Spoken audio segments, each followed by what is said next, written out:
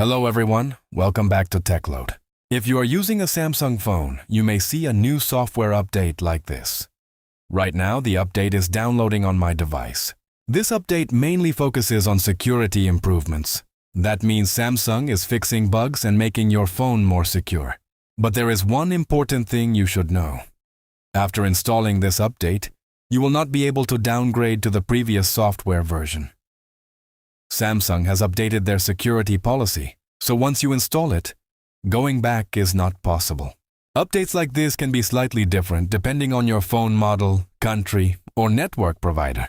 My advice is simple. If you want better security and performance, always keep your device updated. To check for updates, just go to Settings, Software Update, Download and Install. And that's it for this quick update. If you found this helpful, don't forget to like the video and subscribe to Techload for more tech tips.